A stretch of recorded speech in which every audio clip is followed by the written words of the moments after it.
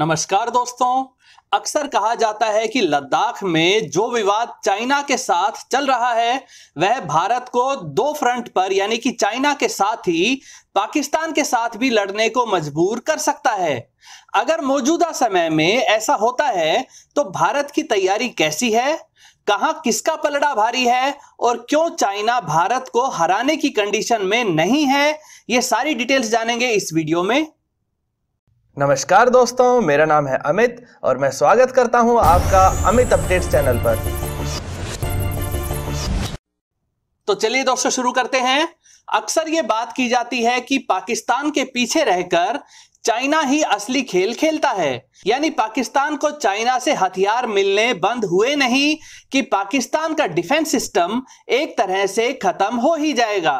अब बात आती है मौजूदा समय में पाकिस्तान व चाइना दोनों की तरफ से एक साथ भारत पर अटैक करने की, यानी क्या होगा अगर भारत को पाकिस्तान व चाइना की तरफ से दो फ्रंट की लड़ाई लड़नी पड़ जाए। मौजूदा वर्ष यानी कि 2020 के हालातों के अनुसार इस पर बात करते हैं। इस तरह की दो फ्रंट की लड़ाई की अभी भी पूरी संभावना थी। पाकिस्तान ने अपने एयर बेसिस को चाइना के लिए खोल दिया था, अपने 20,000 सैनिकों को भारत के साथ लगी हुई सीमा की तरफ डिप्लॉय भी करवा रहा था। मान लेते हैं कि लद्दाख का मामला बढ़ गया है, भारत के ऊपर चाइना व पाकिस्तान एक साथ अटैक कर देते हैं, तो ऐसे हालातों में क्या होगा। बात करें आर्मी की तो पाकिस्तान की आर्मी भारत में राजस्थान, पंजाब या जे.एंड.के रीजन की तरफ से घुस सकती है, लेकिन इन सभी इलाकों में इंडियन आर्मी की डिप्लॉयमेंट काफी ज्यादा है। T-90 टैंक, धनुष व वज्र होवित्जर तैनात हैं। इंडियन आर्मी के पास अपाचे जैसे अटैक हेलीकॉप्टर भी हैं। भारतीय आर्मी के हथियार ज्यादा लेटेस्ट हैं, ज्यादा पावरफुल हैं। वहीं पाकिस्तान चाहकर भी अपनी खराब इकोनॉमी के कारण नए हथियार नहीं ले पा रहा है। मौजूदा समय में पाकिस्तान की इकोनॉमी बेहद खराब है। इतने ज्यादा लोन्स उन्होंने पूरी दुनिया से ले रखे हैं कि हालत यहां तक पहुंच चुकी है कि उन लोन्स के ऊपर जो इंटरेस्ट लग रहा है उसे चुकाने के लिए भी नए लोन्स लेने पड़ रहे हैं। इसी कारण पाकिस्तान नए हथियार खरीदने की हालत में नहीं है। पाकिस्तान के पास ज्यादातर चाइनीज हथियार ही हैं, फिर चाहे टैंक हो या होवित्जर। अपने से 3 गुना बड़ी इंडियन आर्मी से सीधी टक्कर पाकिस्तान की आर्मी कभी नहीं ले सकती है। लेकिन अगर इसी समय इंडियन आर्मी को लद्दाख, उत्तराखंड, डोकलाम व अरुणाचल प्रदेश में भी चाइनीज आर्मी को रोकना पड़े तो इंडियन आर्मी को समस्या आ सकती है। यहां इंडियन आर्मी के लिए नेचुरल बैरियर के रूप में हिमालयन रेंज यानी कि पूरी पर्वत श्रृंखला मौजूद है। इन पहाड़ी इलाकों से लंबा सफर तय करने में चाइनीज आर्मी को बहुत लंबा समय लगेगा। रीइंफोर्समेंट आने में भी कई दिन लगेंगे, जबकि भारत एक छोटी सी मिसाइल रेजिमेंट से चीनी सेना के आने वाले रास्तों को रोक सकती है। चाइना इन पहाड़ी इलाकों में ना तो अपने भारी टैंकों को ला सकता है, ना बड़ी होवित्जर को ला सकता है और ना ही अटैक हेलीकॉप्टर की सहायता लंबे समय तक ले पाएगा। यानी आर्मी के मामले में चीन व पाकिस्तान दोनों भी साथ हों तो भी हार जाएंगे। अब बात करते हैं एयरफोर्स की। पाकिस्तान के पास फ्रंटलाइन फाइटर जेट के रूप में मात्र बेहद पुराने F-16 व चाइनीज JF-17 ही मौजूद हैं और उनकी संख्या भी मात्र 180 है। दोनों की रेंज व पेलोड कैपेसिटी काफी लिमिटेड है, जबकि भारत के पास लगभग 700 फाइटर जेट्स हैं, जिनमें Su-30 MKI, MiG-29, Jaguar, Miraj 2000 जैसे फाइटर जेट्स मौजूड हैं। कुछ ही दिनों में राफेल भी इनमें जुड़ जाएंगे। साथ ही भारत के पास आकाश एयर डिफेंस सिस्टम, इजराइल से लिए हुए स्पाइडर व बराक 8 एयर डिफेंस सिस्टम मौजूद हैं। स्वदेशी QRSAM व काफी सारे रशियन ओरिजिन के शॉर्ट रेंज वाले एयर डिफेंस सिस्टम भी मौजूद हैं। जबकि पाकिस्तान के पास बेहद लिमिटेड संख्या में HQ-16 एयर डिफेंस सिस्टम मौजूद है, जिसकी रेंज मात्र 40 किलोमीटर तक है। ऐसे में भारतीय फाइटर जेट्स आसानी से पाकिस्तान में काफी अंदर तक घुसकर अटैक कर सकते हैं, जबकि पाकिस्तानी फाइटर जेट्स भारतीय सीमा में 10 से 15 किलोमीटर से ज्यादा अंदर नहीं आ पाएंगे।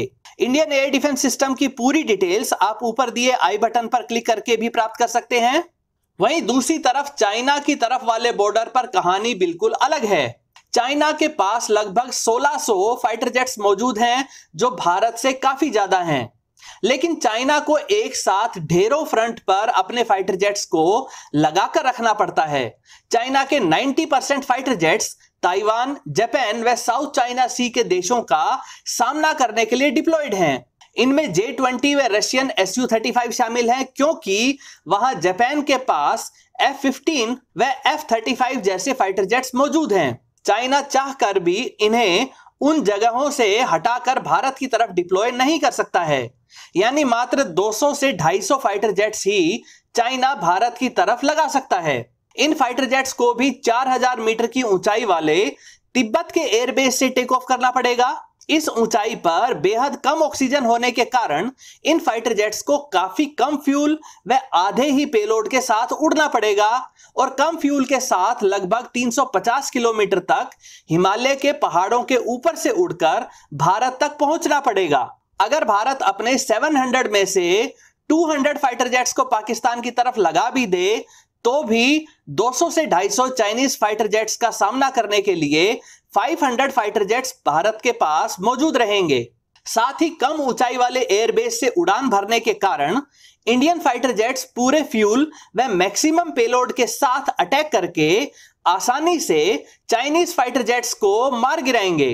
साथ ही इंडियन एयरफोर्स को कई तरह के अलग अलग रेंज वाले एयर डिफेंस सिस्टम्स का भी सहयोग मिलेगा। यहां यह भी ध्यान रखना होगा कि अगर इंडियन एयरफोर्स के फाइटर जेट्स 350 किलोमीटर की ऊंची हिमालयन पहाड़ियों को पार करके चीन के तिब्बती इलाकों तक पहुंचते हैं तो उन्हें भी वहां पर इसी तरह का डिसएडवांटेज रहेगा। वह वहां पर चाइना को अपने एयर डिफेंस सिस्टम व एयरफोर्स का पूरा बेनिफिट मिल जाएगा। अगर चाइना का ताइवान, जापान, अमेरिका व साउथ चाइना सी के देशों के साथ विवाद ना हो तो पूरी चाइनीज एयरफोर्स एक साथ अटैक करके भारतीय एयरफोर्स को काफी बड़ा नुकसान पहुंचा सकती है। लेकिन मौजूदा हालातों में मात्र 200 से 250 चाइनीज फाइटर जेट्स भारत का कुछ नहीं बिगाड़ सकते। अगर बात करें नेवी की तो पाकिस्तान के पास गिने चुने जहाज हैं। बेहद पुरानी व कम क्षमता वाली मात्र 2000 टन वजनी सिर्फ 4 सबमरीन हैं जिन पर ताकतवर मिसाइल्स नहीं लगाई जा सकती हैं। कोई एयरक्राफ्ट कैरियर भी मौजूद नहीं है। ऐसे में 16 सबमरीन्स व 170 जंगी जहाजों के दम पर इंडियन नेवी पाकिस्तानी नेवी को अपने पोर्ट से भी बाहर आने से रोक सकती है। हमारे पास 12,000 टन वजनी न्यूक्लियर पावर्ड INS चक्रा के अलावा स्वदेशी न्यूक्लियर पावर्ड सबमरीन्स हैं जिन पर न्यूक्लियर हथियारों वाली K-15 व K-4 जैसी मिसाइल्स लगी हुई हैं। वहीं चाइना के पास बेहद बड़ी नेवी है जिसमें 75 सबमरीन्स हैं, 2 एयरक्राफ्ट कैरियर हैं, 400 नेवल शिप्स हैं जिनमें frigates, corvettes, destroyers, helicopter carriers शामिल हैं। लेकिन चाइना को अपनी नेवी को जापान, ताइवान, साउथ चाइना सी के देशों के साथ साथ अमेरिका व ऑस्ट्रेलिया के लिए भी डिप्लॉय करना पड़ता है। उसके बाद भी अगर चाइनीज नेवी इंडियन ओशन में आना चाहे तो स्ट्रेट ऑफ मलक्का से आना पड़ेगा जो एक बेहद ही संकरा समुद्री मार्ग है। इस एंट्री पॉइंट को मात्र 2 से 3 सबमरीन व ब्रह्मोस से लैस कुछ डिस्ट्रॉयर जहाज आसानी से ब्लॉक कर सकते हैं। साथ ही नेचुरल एयरक्राफ्ट कैरियर के रूप में अंडमान निकोबार आइलैंड भी है जहां पर हमने ट्रैकिंग रडार्स व एंटी शिप मिसाइल्स भी लगा रखी हैं। चाइना की नेवी अपने मेनलैंड से हजारों किलोमीटर दूर इंडियन ओशन में आकर इंडियन नेवी को नहीं हरा सकती है। रही सही कसर अमेरिका ने पूरी कर दी है। उन्होंने अपने 2 बड़े एयरक्राफ्ट कैरियर्स को पूरे फ्लीट के साथ साउथ चाइना सी में डिप्लॉय कर दिया है। इनके रहते हुए चाइना अपनी नेवी को साउथ चाइना सी से ही बाहर लाने की हालत में नहीं है। यानी कि सही मायने में 2 फ्रंट की लड़ाई भारत को नहीं चाइना को लड़नी पड़ रही है। एक तरफ भारत है जिसे हिमालयन पहाड़ियों की वजह से पूरा एडवांटेज मिला हुआ है तो वहीं दूसरी तरफ Taiwan, Japan, Australia, America, south Korea व सभी साउथ चाइना देशों का समूह वाला फ्रंट है जिसके सामने चाइना बेहद कमजोर साबित हो रहा है। अगर मिसाइल्स की बात करें तो भारत के पास पाकिस्तान के मुकाबले कहीं ज्यादा संख्या में मिसाइल्स हैं जिनकी range, payload capacity, accuracy Pakistani missile से कहीं ज्यादा अच्छी है। इसका एक बड़ा कारण यह है कि नेविगेशन के लिए हमारे पास काफी सारे सैटेलाइट्स हैं। भारत के पास खुद का नाविक जीपीएस सिस्टम भी मौजूद है, जबकि पाकिस्तान का सैटेलाइट सिस्टम ना के बराबर है। वहीं चाइना की बात करें तो चाइना के पास मिसाइल्स ज्यादा हैं, लेकिन उनकी तैनाती ताइवान, जापान, अमेरिका व साउथ चाइना के देशों के हिसाब से की हुई है। तीनों देशों के पास परमाणु क्षमता से लैस मिसाइल्स हैं। पाकिस्तान भारत पर न्यूक्लियर अटैक करने की हालत में नहीं है। इसके कुछ कारण हैं। एक तो भारत इतना बड़ा देश है कि न्यूक्लियर अटैक में एक शहर को गंवा देने पर भी भारत को ज्यादा नुकसान नहीं होगा। दूसरा कारण यह है कि भारत के पास पाकिस्तान के मुकाबले कहीं ज्यादा परमाणु क्षमता वाली मिसाइल्स हैं। और तीसरा कारण है भारत की सेकंड स्ट्राइक कैपेबिलिटी। भारत जमीन से अग्नि व पृथ्वी मिसाइल्स के माध्यम से, आकाश में फाइटर जेट्स के माध्यम से और समुद्र से भी सबमरीन्स के द्वारा K4 जैसी न्यूक्लियर अटैक करने वाली मिसाइल्स की क्षमता रखता है। ऐसे में अगर पाकिस्तान से 10 न्यूक्लियर मिसाइल्स भी आती हैं तो उनमें से 8 या 9 मिसाइल्स को हमारे multi layered air defence system रोक देंगे, जबकि भारत की तरफ से 10 न्यूक्लियर क्षमता वाली मिसाइल्स पाकिस्तान के ऊपर गिरती हैं तो पाकिस्तान जैसे छोटे देश का क्या अंजाम होगा, ये आप अंदाजा लगा सकते हैं। दोस्तों, न्यूक्लियर अटैक से जो तबाही होती है, इसको देखते हुए 1945 के बाद से आज तक इनका कभी दूसरे देश पर इस्तेमाल नहीं किया गया है, भले ही कैसे भी हालात रहे हो। इसलिए अगर लड़ाई होती भी है तो कोई भी देश किसी दूसरे देश पर न्यूक्लियर अटैक का जोखिम नहीं ले सकता है। दोस्तों, भारत के लिए जो 2 फ्रंट की बात की जा रही है, उसमें पाकिस्तान को लड़ने के लिए जो हथियार चाहिए, उनका 90% हिस्सा चाइना से ही आता है। अगर खुद चाइना ही लड़ाई में शामिल होता है तो वह इस कंडीशन में नहीं रहेगा कि खुद भी लड़े और अपने हथियारों को पाकिस्तान को भी दे।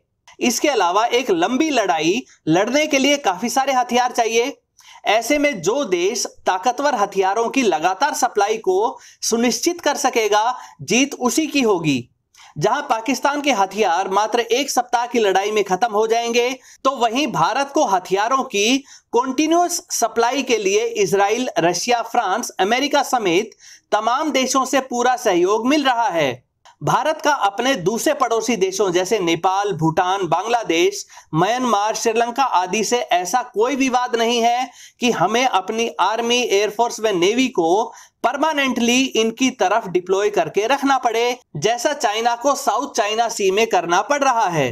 पाकिस्तान को भी अपनी आर्मी का एक बड़ा हिस्सा ईरान व अफगानिस्तान की तरफ डिप्लॉय करके रखना पड़ता है। दोस्तों, आपकी राय में क्या चाइना, जो अभी गलवान घाटी से पीछे हटने को मजबूर हो गया है, वह 1962 की तरह धोखे से अटैक कर सकता है, या मौजूदा भारतीय तैयारियों को देखते हुए चाइना भारत से दूर ही रहेगा? अपनी राय कमेंट सेक्शन में जरूर बताएं। साथ ही यह भी बताएं कि अगर चाइना पाकिस्तान के पीछे से हटने को मजबूर हो गया तो पाकिस्तान पर इसका क्या प्रभाव पड़ेगा? मुझे कमेंट सेक्शन में आपकी राय का इंतजार रहेगा। दोस्तों, उम्मीद करता हूं वीडियो आपको पसंद आई होगी। अगर ये वीडियो आपको अच्छी लगे तो इसे लाइक करें, दोस्तों के साथ शेयर करें और चैनल को सब्सक्राइब करना ना भूलें। नमस्कार।